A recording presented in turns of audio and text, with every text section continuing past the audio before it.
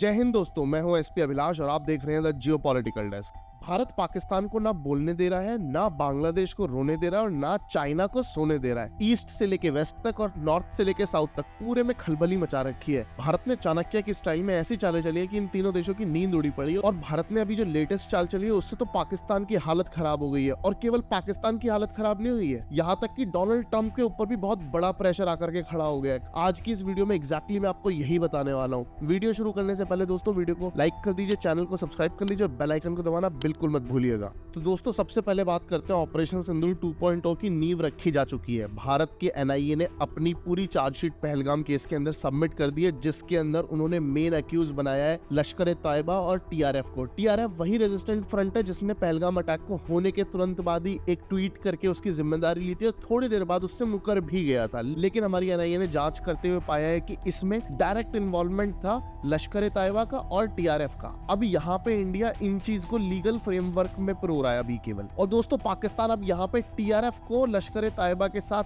कोई मतलब रिलेशन नहीं है उसका, ये डिनाई नहीं कर सकता, क्योंकि हमारी एनआईए ने बकायदा पूरे प्रूफ्स के साथ ये चीज सबमिट करी है कि जो टीआरएफ है वो लश्कर तैयबा का ही फ्रंट है और Lashkar Taiba US designated terrorist organisation है। इसका मतलब अब पाकिस्तान पहले जो बोल रहा था ना कि ये लोकल रेजिस्टेंस है इंडिया का, विद इन कश्मीर आकर के रेजिस्ट कर रहे हैं फ्रीडम फाइटर, जिनको ये बोलता था so called militants and all, basically ये वाला पूरा नैरेटिव पाकिस्तान का एनआईए ने कर दिया है कोलैप्स। ये क्यों हो रहा है आप सोच रहे होंगे कि भाई ये ऑपरेशन कैसे हो गया, ये तो केवल इस चीज की बात कर रहे हैं। तो मैं यहाँ पे एक चीज बता देता हूँ, ये इसलिए हो रहा है। देखो दोस्तों, चाणक्य ने ना हमें एक चीज सिखाई है कि अपने दुश्मन को मारने से पहले ना उसके डिफेंस को कमजोर करना बहुत ज्यादा जरूरी है। तो बेसिकली इंडिया ने ना ये काम करके वही किया है। इंडिया ने एनआईए से रिपोर्ट फाइल करवाई है ताकि हमें इंटरनेशनल लेवल पे एक लेवरेज मिल सके और वहीं पे हम पाकिस्तान की जो डिप्लोमेटिक कवर है उसको खत्म कर सकें। बेसिकली आपने लोकल रेजिस्टेंस का जो पाकिस्तान टैग लगा रहा था, आपने वो पूरा डिस्टर्ब कर दिया। आपने डायरेक्टली ये भी एस्टैब्लिश कर दिया कि टीआरएफ के लश्कर तैयबा से लिंक है। अब पालघर में जो इंसिडेंट हुआ था उसका मेन अक्यूज बनाया गया है साजिद जटको और इसका एक भाई है,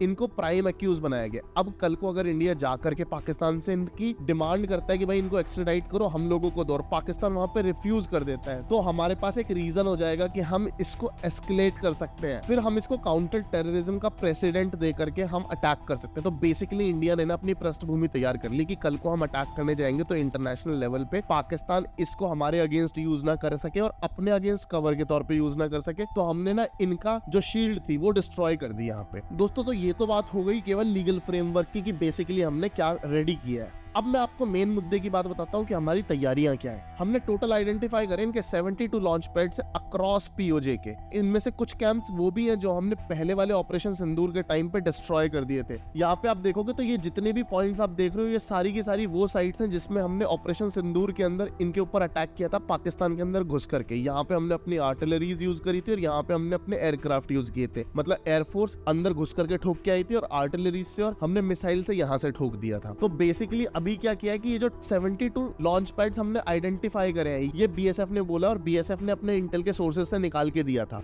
इसके ऊपर हमारे बीएसएफ के जो चीफ हैं उनकी स्टेटमेंट भी आई थी। लेकिन यहाँ पे ये मैटर क्यों करता है, यहाँ पे मैटर ये करता है कि ये हमारे प्राइम टारगेट्स हैं और अब जैसे ये चार्जशीट फाइल हो गई है तो हमारे ऑप्शंस खुल गए हैं काइनेटिक एक्शंस लेने के लिए। और मैं दोस्तों यहाँ पे ये बता देता हूँ, पाकिस्तान के अंदर इतना डर का माहौल है ना कि इन्होंने जो अपने 39 कैंप्स दोबारा से रीस्टार्ट किए हैं, इन कैंप्स को ये लोग और ज्यादा अंदर लेके चले गए ताकि ये हमारी रेंज से बाहर चले जाए। पर ये शायद भूल रहे हैं कि इंडिया की रेंज से कुछ चीज बाहर नहीं है। इस दुनिया के अंदर कोई जगह नहीं है जहाँ पे हमारी मिसाइलें और हमारे लोग ना पहुंच सके। 50 किलोमीटर तक की रेंज वाली नॉर्मल आर्टिलरीज भी रखी है और वहां पे रैमजेट असिस्टेड शेल्स भी रखे हैं जो 100 से 120 किलोमीटर तक की मार कर सकते हैं। मैं आपको यहाँ पे दिखाना चाहूंगा, इंडिया ने एक और चेंज किया कि इंडिया ने पिनाका को इंटीग्रेट किया है आर्टिलरीज के साथ। यहाँ पे हमारी आर्मी ने एलओसी के ऊपर वेपन्स को सेट करना शुरू कर दिया है। एंड लीगल फ्रेमवर्क ही नहीं, काइनेटिक फ्रेमवर्क की भी तैयारी पूरी है। लास्ट टाइम जिस तरीके से पीओजे के मुजफ्फराबाद, मीरपुर, भावलपुर में अटैक किया था, इस बार तैयारी और भी ज्यादा की है। पिछली बार तो टोटल हमने मतलब 11 इनके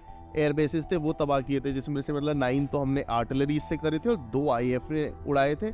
लेकिन इस बार और ज्यादा डीप इन स्ट्राइक्स होने वाली हैं। और अब आती है मुद्दे की बात कि इस बार की स्ट्राइक होगी कैसी। तो मैं आपको बता देता हूँ, इस बार ना मल्टी डोमेन स्ट्राइक होगी और प्रिडिक्टेबल स्ट्राइक बिल्कुल नहीं होने वाली है। जिस तरीके की इंटेल आ रही है और अपने सोर्सेज से मुझे जो पता लगा उसके अकॉर्डिंग ये समझ आ रहा है कि सिंध के इंफ्रास्ट्रक्चर को भी टारगेट किया जाएगा। सिंध के अंदर हमने आइडेंटिफाई करे हैं इनके बहुत बड़े इंफ्रास्ट्रक्चर जहाँ पे पॉसिबली हमारी नेवी अटैक कर सकती है। और इस बार ये हाइब्रिड मोड, और इस बार ये वाला प्रोग्राम पूरा हाइब्रिड मोड में चलने वाला है। मतलब केवल एक तरफ से सेवा नहीं होगी, हर तरफ से सुताई होगी।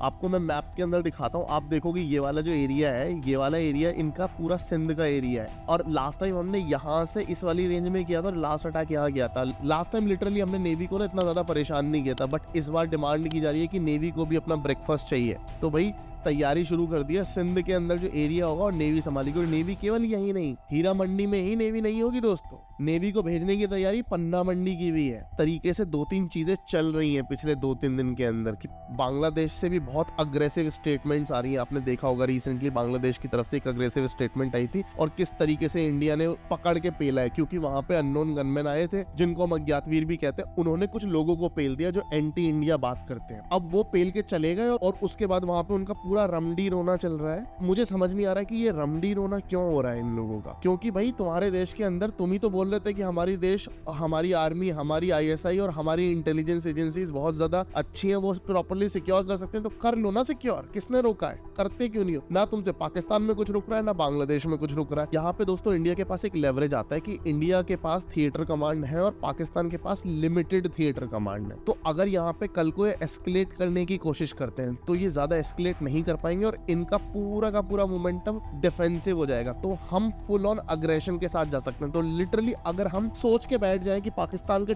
टोटे टोटे करने हैं तो हम कर देंगे इस बार, और हम नहीं मानेंगे। जिस तरीके से हमारे डिफेंस मिनिस्टर और हमारे आर्मी चीफ की स्टेटमेंट्स आई हैं वो बहुत ज्यादा क्लियर इंडिकेशन दे रही है। और दोस्तों ये स्टेटमेंट महज केवल स्टेटमेंट नहीं है, इनका एक लॉन्ग टर्म गेम है। मैं आपको वो समझना होगा कि ये स्टेटमेंट्स क्यों दी जाती हैं। ये स्टेटमेंट्स पावर टसल नहीं है केवल, ये स्टेटमेंट एक सिग्नलिंग है कि we are preparing something, be ready for that. और बाद में ये मत बोलना कि हमने वॉर्न नहीं किया था। एक्चुअली क्या होता है कि आप इंटरनेशनल लेवल पे किसी को डायरेक्टली अटैक नहीं कर सकते हो। सेम सिचुएशन ना आप वेनेजुएला और यूएसए के प्रतिपेक्ष में समझिए कि यूएसए इतने टाइम से बोल रहा है कि भाई तुम हमारे यहाँ पे ड्रग्स भेजते हो, हम तुम पे अटैक करेंगे। अगर आप हमारी वीडियोस रेगुलर देखते हैं तो आपको भी याद होगा, मैंने भी अपनी वीडियोस में मेंशन किया था। लेकिन अब तक यूएसए ने डायरेक्ट काइनेटिक एक्शन नहीं लिया है। क्यों नहीं लिया है? क्योंकि इसका एक रूट होता है। तो एग्जैक्टली जैसे यूएसए ने वहां पे रूट तैयार किया था, वही रूट इंडिया तैयार कर रहा है। और केवल एक फ्रंट के लिए तैयार नहीं कर रहा है, इंडिया दोनों फ्रंट्स पे तैयार कर रहा है। और तीसरे फ्रंट पे वहीं चाइना को हम कंफ्यूज भी कर रहे हैं। एंड दोस्तों एक वो वाला फ्रंट आता है जिसपे कोई ध्यान नहीं देता। यहाँ पे ना अंडरमाइन करना बहुत ज्यादा इंपॉर्टेंट है अपने दुश्मन को। तो आप देख रहे होंगे पिछले कुछ टाइम में ऐसी चीजें हो रही हैं जो पाकिस्तान के अगेंस्ट एक मोमेंटम बना रही है। चाहे वो ऑस्ट्रेलिया के अंदर हुआ अटैक हो, यूएसए के व्हाइट हाउस पे हुआ अटैक हो, या फिर यूएसए की ब्राउन यूनिवर्सिटी में हुआ अटैक हो, इन सब के अंदर एक चीज कॉमन है और वो है कि टेररिस्ट के जो लिंक पाए गए हैं वो पाकिस्तान से पाए गए हैं। और इन सारी चीजों से पाकिस्तान का लिंक एक्सपोज हो गया है। वहीं पे हमारे विदेश मंत्री जयशंकर साहब अभी इजराइल गए। ये क्यों गए हैं? खासकर ऑस्ट्रेलिया के अटैक के बाद क्यों गए हैं? यहाँ पे ना आप डॉट्स को कनेक्ट करो। यहाँ पे बेसिकली क्या हो रहा है कि जितने भी अमेरिका में अटैक हुए, पाकिस्तान में उसके लिंक मिले, ऑस्ट्रेलिया में अटैक हुआ, पाकिस्तान में उसके लिंक मिले। तो बेसिकली किस पे अटैक हुआ? ऑस्ट्रेलिया में जूइश पीपल पे। अमेरिका में भी जूइश पीपल को टारगेट किया गया, यूरोप के अंदर भी जूइश पीपल को टारगेट किया गया, और इजराइल के ऊपर तो अटैक सारी कंट्रीज कर ही रही हैं। तो बेसिकली यहाँ पे क्या हो रहा है कि जो यूएस के अंदर ज्यूइश लॉबी है उसको टारगेट किया जा रहा है, और वो अब प्रेशर बना रही है यूएस के ऊपर और खासकर ट्रंप के ऊपर कि भाई तुम ये क्या बकवास कर रहे हो, इनको पैसे वैसे दे करके तुमने क्या नाटक बना रखा है, हटाओ इनको, एक तरफ करो। तो बेसिकली यहाँ से ट्रंप के ऊपर भी एक प्रेशर आ रहा है कि अब वो पाकिस्तान को और फंड नहीं कर सकता। अगर वो फंड करेगा, देखो यहाँ पे ना एक बात समझना, पाकिस्तान एक बेवकूफ कंट्री है। पाकिस्तान से सब अपना मतलब निकालना चाहते हैं। मतलब निकालने के लिए आपको क्या करना पड़ेगा? मतलब निकालने के लिए आपको उनको देने पड़ेंगे पैसे।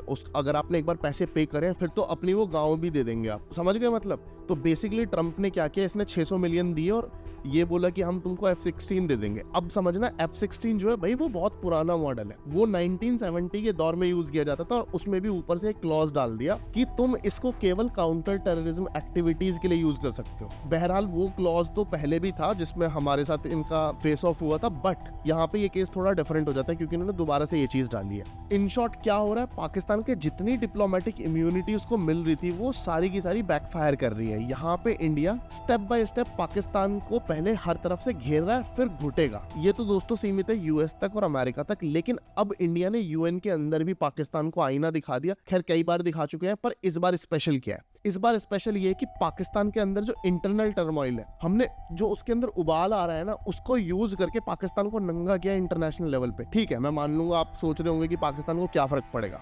इस चीज से फर्क पड़ेगा क्योंकि अभी जो चीजें आ रही हैं उससे पाकिस्तान के लोन रुक सकते हैं, उससे पाकिस्तान की फंडिंग रुक सकती है। क्यों? क्योंकि हमने टारगेट जिन चीजों पे किया है वो चीजें बहुत ज्यादा इंपॉर्टेंट है पाकिस्तान के अंदर। इमरान खान जेल में है, बलूचिस्तान में इंसर्जेंसी है, केपीके में इंसर्जेंसी है, सिंध के अंदर प्रोटेस्ट हो रहे हैं। पीओजेके में लोगों ने डिमांड करी है कि हम आर्मी पे ट्रस्ट नहीं करते, हम अपनी एक अलग फौज बनाएंगे। और इन सबको कुचल कौन रहा है? इन सबको कुचल रही है पाकिस्तानी मिलिट्री। इंडिया ने पाकिस्तान के इंटरनल कोलैप्स को पूरा हाईलाइट किया है। ठीक है, मिलिट्री के इंटरफेरेंस को हाईलाइट कर दिया कि भाई तुम पॉलिटिक्स में किस तरीके से इंटरफेरेंस करते हो। इमरान खान को तुमने उठा के जेल में डाल दिया, वहां पे तुम उसको कोई ह्यूमन राइट्स नहीं दे रहे हो। पूरे वर्ल्ड में तुम ह्यूमन राइट्स का रोना रोते रहते हो। तुम्हारी औकात क्या है और तुम किस मुंह से रोना रो रहे हो? वहीं पे तुम्हारा आसिम मुनीर पूरी पावर को कंसोलिडेट करके बैठ गया, जो पूरे इतिहास में कभी नहीं हुआ। इवन पाकिस्तान के इतिहास में कभी नहीं हुआ कि इस तरीके से पावर को कंसोलिडेट कर लिया। मतलब right now Asim Munir is like one stop shop. आपको डाइपर चाहिए, आसिम मुनीर बेचेगा। आपको आटा चाहिए, आसिम मुनीर बेचेगा। आपको न्यूक्लियर चाहिए, आसिम मुनीर बेचेगा। आपको पीएम खरीदना है, आसिम मुनीर बेचेगा। तो बेसिकली आसिम मुनीर पूरे पाकिस्तान का ना मुंशी बन के बैठी है। और इसी चीज को लेकर के पाकिस्तान को हमने नंगा कर दिया यूएन के अंदर भी, और पाकिस्तान का पूरा डेमोक्रेसी का नैरेटिव हो गया कोलैप्स। और friends, why it is like so important? क्योंकि पाकिस्तान को आप देखो, काइनेटिक वॉर में जितना कमजोर करोगे वो अलग है, मतलब ठीक है वो तो लास्ट रिजॉर्ट है, लेकिन उससे पहले आपको इकोनॉमिकली और लाइक इंटरनेशनल लेवल पे पाकिस्तान को कमजोर और नंगा दोनों करना पड़ेगा। और ऐसे दोस्तों पाकिस्तान का पूरा डेमोक्रेसी वाला नैरेटिव तो हो गया कोलैप्स। और इस तरीके से हमने ये एस्टैब्लिश कर दिया कि पाकिस्तान डेमोक्रेसी नहीं है। अब पाकिस्तान डेमोक्रेसी नहीं है तो बहुत सारे फेवर्स इनको नहीं मिलेंगे, तो हमने एक रास्ता वहां पे रोक दिया है। आपको याद होगा ऑपरेशन सिंदूर के टाइम पे चाइना ने बहुत हेल्प करी थी पाकिस्तान की। कभी उनको एयरक्राफ्ट दिए थे, कभी मिसाइल्स दी थी, कभी नेवी इंटेल उनको प्रोवाइड करवा रही थी। तो बेसिकली चाइना के साथ भी ना इस बार इंडिया ने बहुत तगड़ा वाला गेम किया है, क्योंकि अगर भैया अखाड़े में आए हो तो पहले तो तुम भी जाओगे। तो चाइना को इस बार पेल दिया, और चाइना को मतलब इतना झिका रखा है ना इंडिया ने दोस्तों। इसका मतलब ना आपको मैं बताता हूँ, आप ना किसी इंसान को ऐसे लेवल पे लेके आ जाओ जहाँ पे इंसान ना तो रिएक्ट कर सकता है और ना चुप बैठ सकता है, तो उसके अंदर ही अंदर ना बहुत ज्यादा फ्रस्ट्रेशन बढ़ जाती है। एग्जैक्टली चाइना के साथ हम यही कर रहे हैं। इंडियन फोर्सेस अपने नोटैम्स इशू करती है, मल्टीपल नोटैम्स इशू करती हैं। चाइना की सबमरीन्स आती हैं, चाइना से चल के पूरा इंडोनेशियन सी वगैरह से होते हुए इंडियन ओशियन के अंदर आती हैं, और जैसे इंडिया के एरिया में पहुंचने वाली होती है उसके तुरंत बाद हम नोटैम कैंसिल कर देते। तो बेसिकली इनके बिल्स पाइल अप हो रहे हैं। इनकी टीम के अंदर फ्रस्ट्रेशन बढ़ रहा है कि भाई आते हैं, इतनी बार भेज दिया, कुछ होता नहीं, हर बार ऐसी पागल बना के छोड़ देते हैं। और आपको मैं टैली दिखाता हूँ, आप ये देखो, 1 2 3 4 5 6 7 नोटैम है। 1 से 4 दिसंबर का, 2 दिसंबर का, 11 दिसंबर का, 3 से 6 दिसंबर का, एक अर्ली दिसंबर का था, ये भी सस्पेंड कर दिया था हमने, ये भी कैंसिल कर दिया, ये एग्जीक्यूट ही नहीं हुआ, ये रूटीन के अंदर डाल दिया कि दोबारा देखेंगे इसको। ये वाला अभी तक लटका हुआ है, ये हमने एग्जैक्टली डेट पे कैंसिल करा है। ये कल का नोटैम है दोस्तों, कल होगा ये, और हमने इसको 15 तारीख की रात को कैंसिल कर दिया। मतलब ये पूरा 3000 किलोमीटर के कॉरिडोर में डाला था। ये बे ऑफ बंगाल के अंदर का था। मैं आपको फोटो में दिखाता हूँ। आप ये देखो, ये पूरे एरिया है ना, ये पूरे एरिया में हमने डाला था। इनकी शिप्स क्या करते हैं, इस एरिया में आके खड़ी हो जाएंगी, इस एरिया में आके खड़ी हो जाती हैं, इस एरिया में आके खड़ी हो जाती हैं। ये मर्चेंट वेसल्स होते हैं। बेसिकली आप इनको मना नहीं कर सकते, पर ये स्पाई भी करते हैं और आपको पता होता है ये चीज़। तो यहाँ पे जब ये आप इस तरीके से नोटैम इशू करते हो और नोटैम इशू करके कैंसिल करते हो, आप इनका मल्टीपल जगहों पे नुकसान कर रहे हो। आप इनके मोरल को डिस्टर्ब कर रहे हो, आप इनका खर्चा बढ़ा रहे हो, और आप इनके अंदर एक फ्रस्ट्रेशन लेके आ रहे हो। और तीसरी चीज़ ये हेल्प भी नहीं कर पा रहे पाकिस्तान की। और सेम चीज़ें दोस्तों हम केवल चाइना के साथ नहीं, पाकिस्तान के साथ भी कर रहे हैं। हम पाकिस्तान के एरिया के अंदर भी नोटैम्स को इशू करते हैं और वहाँ पे फिर उनको कैंसिल कर देते हैं। उससे पाकिस्तान के अंदर भी फ्रस्ट्रेशन आ रही है और वो कंफ्यूजन की स्टेट में है कि भाई नोटैम इशू हुआ है तो इसका मतलब ये कि या तो एक्सरसाइज करेंगे या अटैक करेंगे।